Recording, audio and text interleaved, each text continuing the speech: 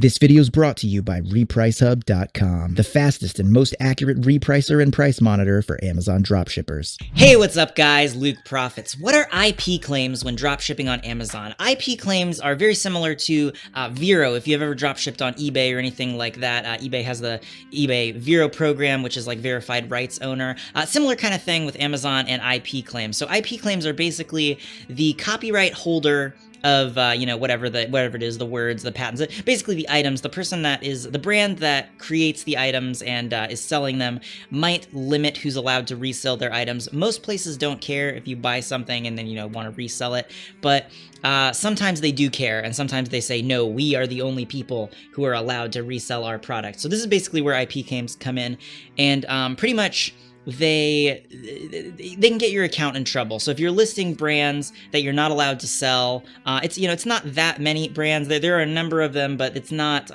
compared to the total number of items that can be dropshipped. It's not that many brands, but there are certain brands that will really want to protect and enforce their rights and be the only people that are allowed to resell their product, and they don't want any other resellers. So IP brands are things that can get you in trouble if you're reselling the wrong brand. Now, how do you know those brands?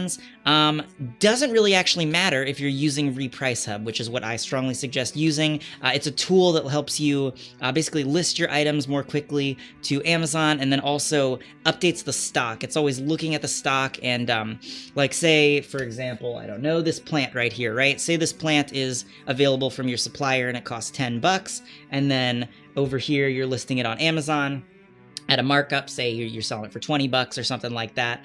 So then when it sells, you can get the money from the buyer, use the money from the buyer to order this and have it shipped right over here. Well, what happens if the price from your supplier goes up a lot? Say this changes to $30, but you've still got it priced at $20 here, and then you get the sale. That can cause issues. So what RepriceHub does is they basically are always constantly checking the price of the item from your supplier so that it always matches on Amazon. They'll always update your Amazon price if the supplier price changes. They'll make sure that the same thing's happening to your Amazon price, so you're never selling at a loss.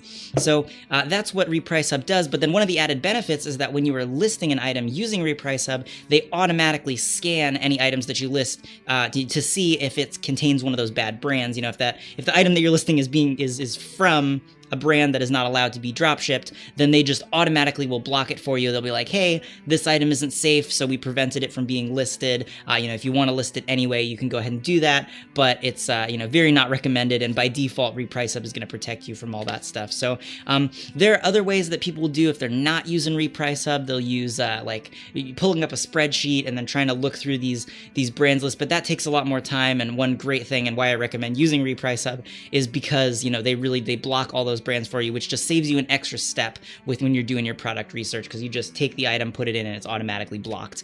Whereas other price trackers and price monitors don't do that right now at the moment. So I think that's a pretty good overview of what IP brands are. They pretty much just, if you get too many of them, you're going to get your Amazon account suspended, because obviously you can't just go around selling products that you're not allowed to list.